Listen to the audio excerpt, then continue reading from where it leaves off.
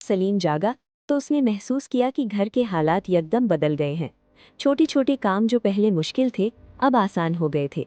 दुकान में अचानक ग्राहक आने लगे। बच्चे खुश और सेहतमंद थे और बीवी भी मुस्कुराती रही। सलीम खुशी से निहाल हो गया, मगर उसने ना तो शुक्र अदा किया और ना मेहनत की।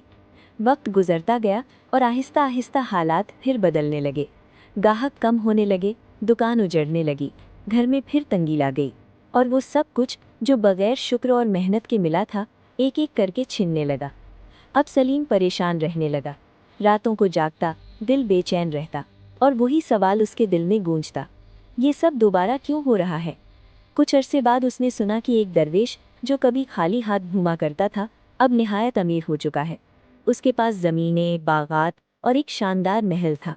लोग उससे दुआएं करवाने आते थे। सलीम ने सोचा, यही वो होगा जिसने मेरी बुरी तकदीर ली थी।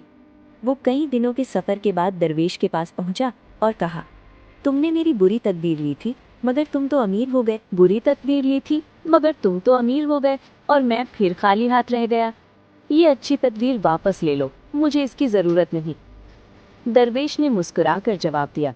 उसकी मुस्कुराहट में ना तो गुरूर था, ना कोई दुख, बल्कि शुक्र और सुकून था। मैंने तुम्हारी बुरी तकदीर के साथ शुक्र और मेहनत को थाम लिया, तुमने अच्छी तकदीर के साथ गफलत को। सलीम ने हैरत से पूछा, आपका मतलब क्या है? दरवेश ने नरमी से जवाब दिया, अल्लाह ताला ने हमें जो नेमतें दी उनका शुक्र अदा करना हमारी जिम्मेदारी है। तकदीर अल्लाह के हाथ में है, मगर हम अपनी मेहनत और शुक्र से अपनी जिंदगी को बेहतर बना सकते हैं। सलीम घर वापस आया और अपनी बीवी को सब कुछ बताया। बीवी ने नरमी और हिकमत के साथ कहा, तकदीर को इल्ज़ाम देना आसान है, मगर उसे बदलना मेहनत और शुक्र से होता है।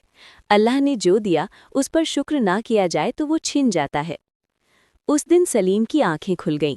उसने दोबारा मेहनत शुरू की, दुकान संवारी, बच्चों की तरबियत पर तवज्जो दी और हर दिन के इख्तिताम पर अल्लाह का शुक्र अदा किया।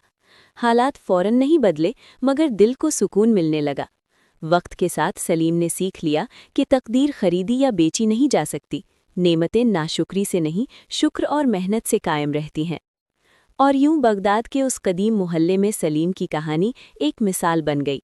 एक ऐसी मिसाल जो ये सिखाती है कि जो शख्स अपनी तकदीर को कोसता है वो नेमतों से महरूम हो जाता है, और जो शुक्र और मेहनत को थाम लेता है उसकी ज़िंदगी में रोशनी खुद रास्ता बना लेती है।